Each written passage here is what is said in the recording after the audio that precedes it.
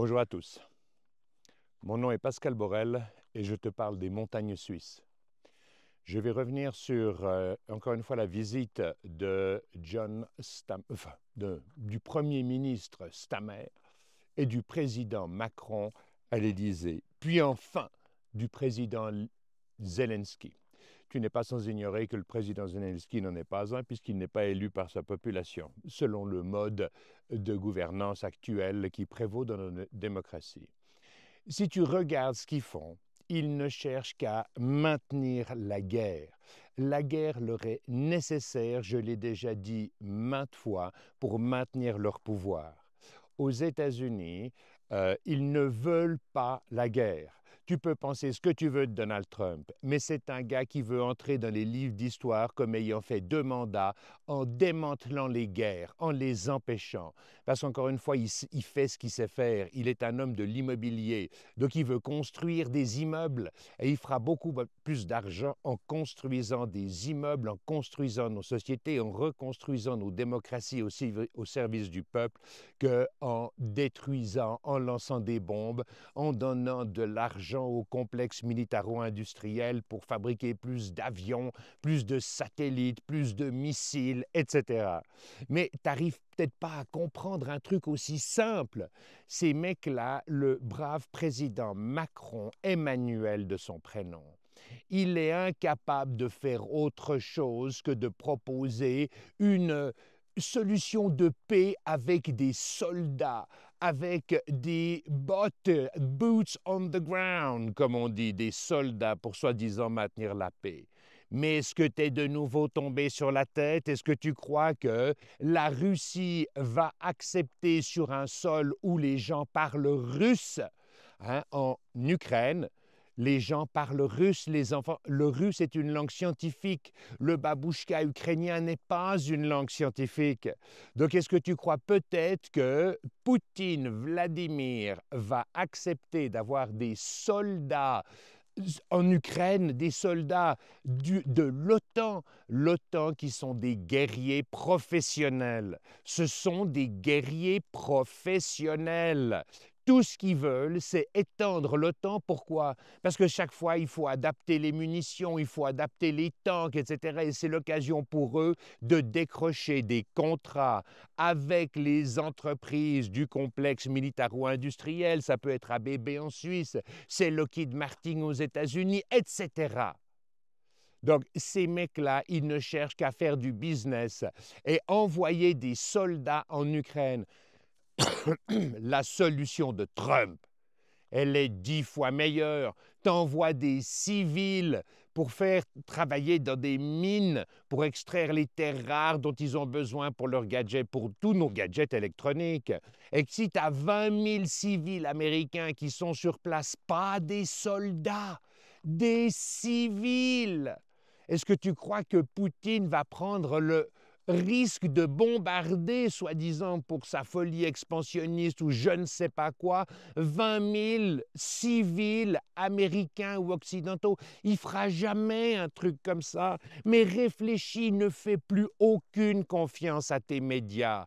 Terminé. Ils te mentent sur toute la ligne. Les médias sont le vrai danger de nos démocraties parce qu'ils sont payés par les gouvernements, que les gouvernements ne veulent que la guerre, qu'ils ne vont jamais livrer eux-mêmes, bien entendu, pour faire du blé. Ils ont tellement aucun projet.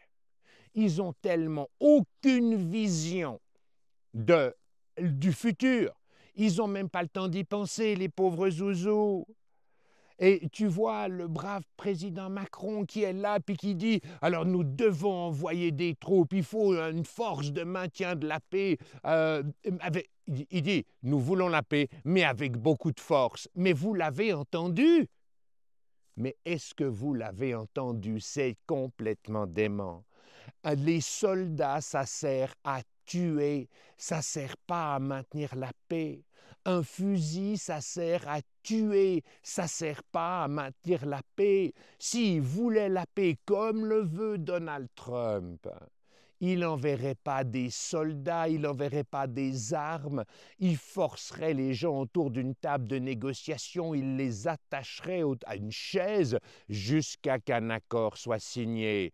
Les gens qui sont pour l'envoi d'armes sont des criminels, des warmongers, des guerriers fous qui ne pensent qu'à s'enrichir à travers ça.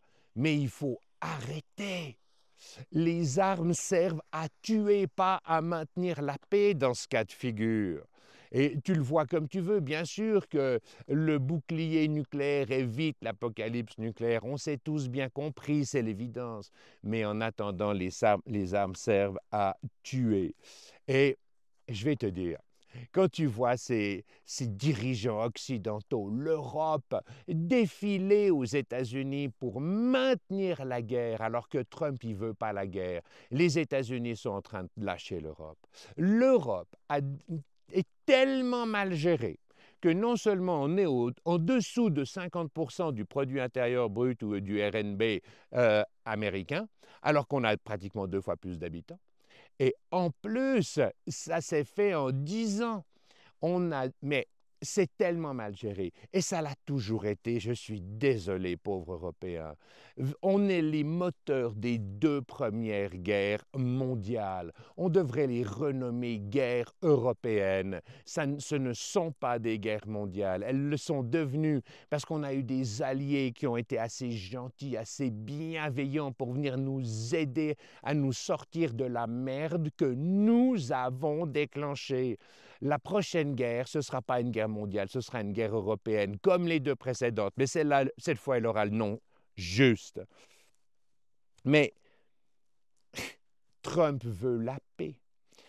Mais c'est contre les intérêts des voleurs, des fraudeurs, des politiques actuels en Europe qui sont les destructeurs de nos démocraties.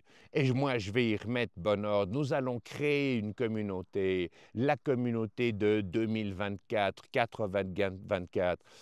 Et on va organiser les marches constitutionnelles qui redonneront leur valeur à nos politiques. Ils ne sont pas plus bêtes que les autres, mais ils n'ont aucune vision. C'est une monstruosité. Tu dois comprendre que les institutions que tu considères comme des clés, des key institutions, ne le sont pas, ne le sont plus. En fait, elles sont devenues tes ennemis car elles empêchent les changements seules constantes dans l'univers. Ces institutions que tu crois fondamentales sont tes ennemis, toutes ces ONG, non, ce sont des OG, organisations purement gouvernementales, pour 90% ou 90% si tu préfères. Elles ne travaillent pas pour l'humanitaire, pour la santé, pour l'éducation, pour l'être humain.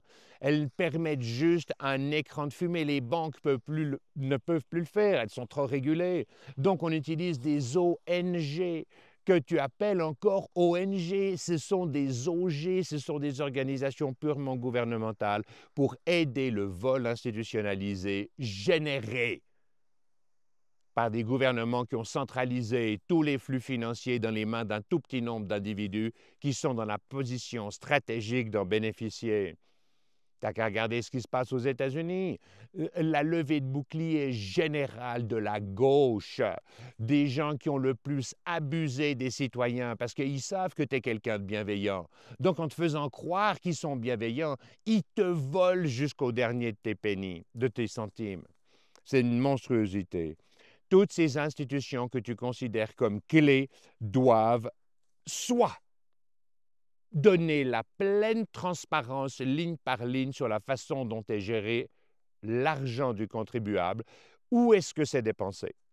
Ou alors, elles doivent mourir, disparaître pour être remplacées par des institutions qui donneront ligne par ligne la façon dont l'argent du contribuable est utilisé.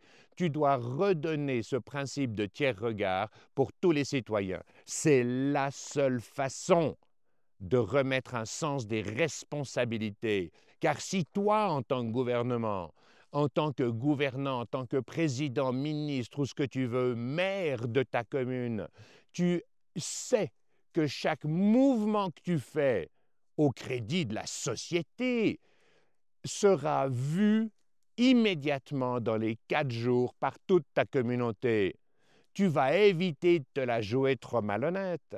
Et c'est la base du succès des premières communautés humaines. On est tous conscients de ce que fait l'autre, son voisin, sa famille, ses enfants, l'oncle, la tante. On connaît la contribution de chacun à sa communauté.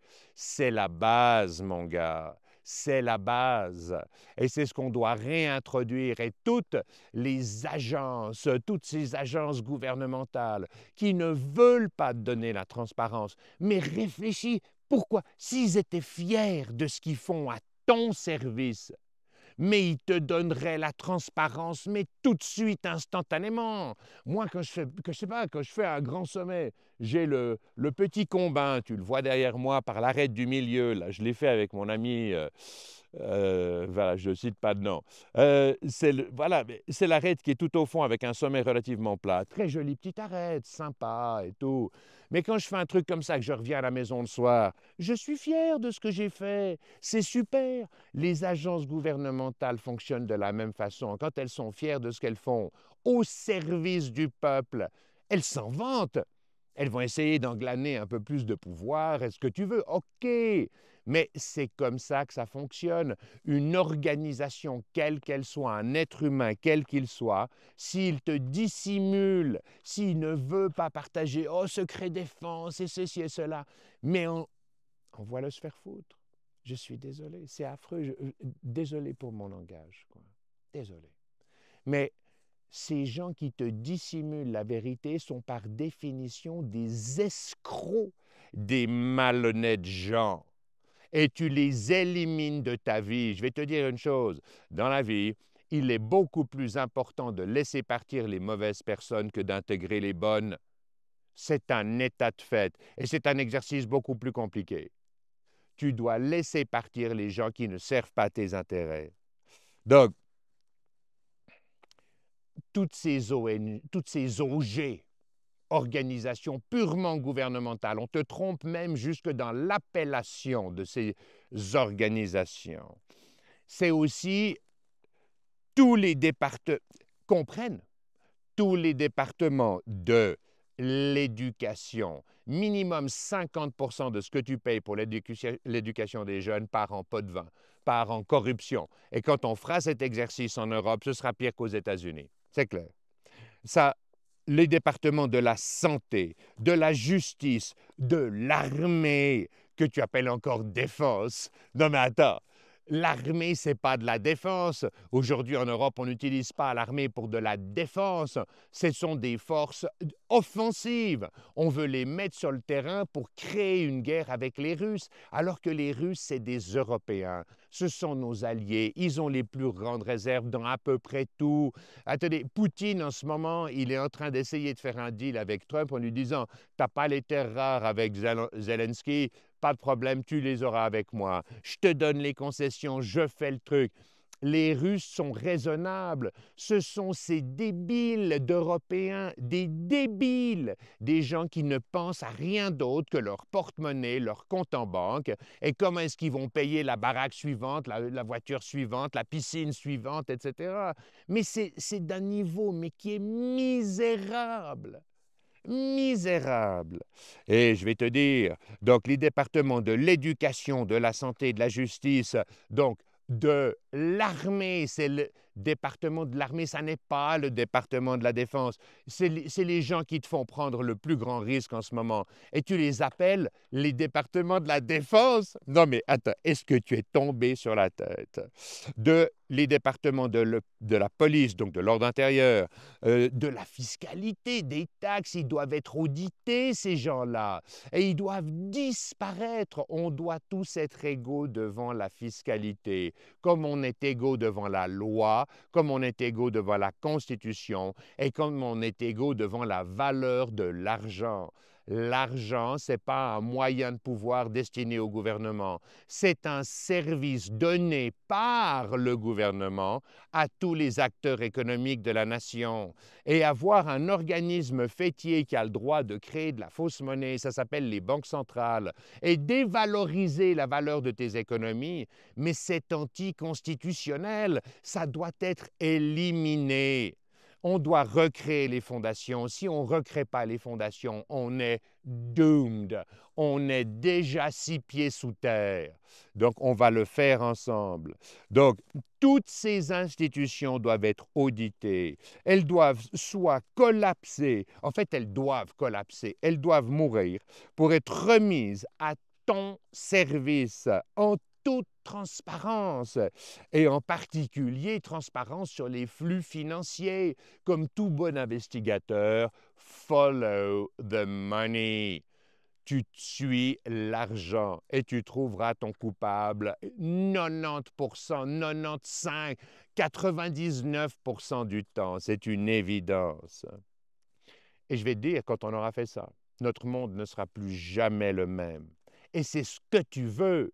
Tu veux interdire l'infamie actuelle, les guerres actuelles, les écrans de fumée pour te voler ton argent et mieux dissimuler le blanchiment. Donc, et je te l'illustre. Aujourd'hui, la natalité est à un niveau dramatique. Pourquoi? Parce que ça montre que les parents potentiels prennent leurs responsabilités. Hein? Ils ne veulent plus d'enfants. Ils ne veulent plus se marier. Aujourd'hui, signer un contrat de mariage, c'est introduire l'État dans ta relation de couple avec ton conjoint. C'est plutôt permettre à l'État de diriger ta relation de couple avec ton conjoint. Et comme c'est particulièrement déséquilibré, eh ben, voilà, je vais faire des vidéos là-dessus d'ici peu pour remettre à jour le cadre légal qui nous unit, qui devrait nous unir. Aujourd'hui, le cadre légal, il ne sert qu'à diviser les couples, à faire en sorte que l'homme et la femme travaillent, qu'il n'ait que 2 heures le soir pour se voir alors qu'ils sont déjà méga fatigués, ils ne font plus l'amour, c'est terminé. Et quand ils sont super fatigués après avoir vaguement mangé, soit ils s'endorment sur le canapé, soit ils s'engueulent.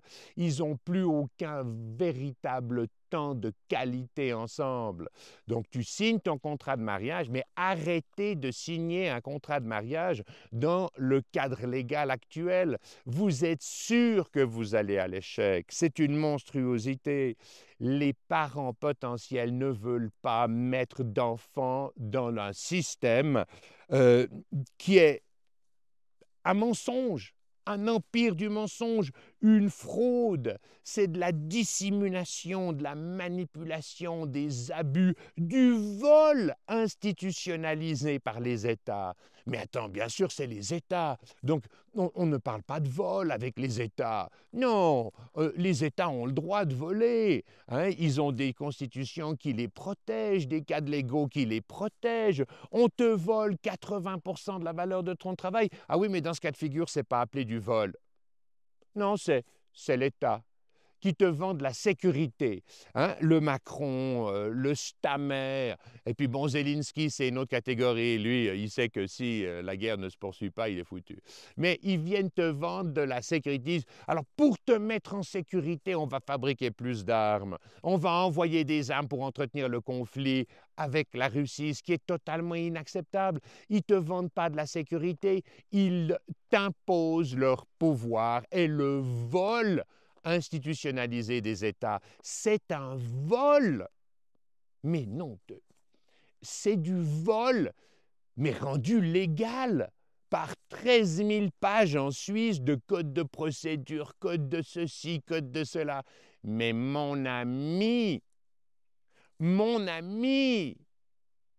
mais révolte-toi, mais prends position.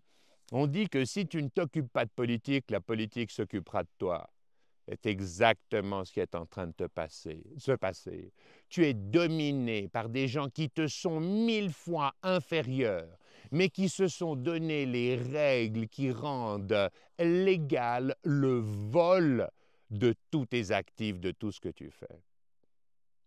Donc, nous allons organiser les marches constitutionnelles dès ce printemps. Nous allons, mais s'il te plaît, mon livre 2024, là je suis en train de faire de la montagne, je ne l'ai évidemment pas avec moi, j'ai juste mon petit calepin, mais mon livre 2024, va sur Amazon, achète-le en format papier, tu y trouves la feuille de route, tu y trouves les nouvelles constitutions. Tous les gens que j'entends, beaucoup de gens exceptionnels, des gens intelligents, ils parlent des problèmes. Alors, ils ont complexifié le truc, oui, OK, mais en attendant, on a besoin de solutions simples. C'est Charles de Gaulle, dans une situation compliquée, arrive avec des idées simples. Mais c'est le dernier grand homme politique qu'on ait eu en France. Il a eu une expérience extraordinaire, un courage de fou. Mais pense à cet homme, achète 2024 et élimine ta complexionite, arrive avec des idées simples. Et tant qu'on ne nettoie pas, tu ne reconstruiras pas un building sur les ruines de ce que nous laissent les générations précédentes. Ce sont des ruines. Je te le dis, c'est un tas de gravats, c'est un immondice et tu dois faire place nette pour recréer les fondations constitutionnelles et légales que tu veux léguer à tes enfants. Tout est dans mon livre 2024. Créons cette communauté, partage cela et on va remettre nos États au service des citoyens. C'est ce que tu veux, c'est ce que tu seras fier de léguer à tes enfants. Va sur www.4ovet24.com. Engage-toi. Fais ce qui est juste pour toi. Sois égoïste pour toi. Et si tu fais juste pour toi, par définition, tu fais juste pour ta communauté, tu feras juste pour ta famille, tu feras juste pour les générations suivantes. Je te remercie pour ton aimable attention. Paix à toi et paix à tous les hommes de la planète. Peace out.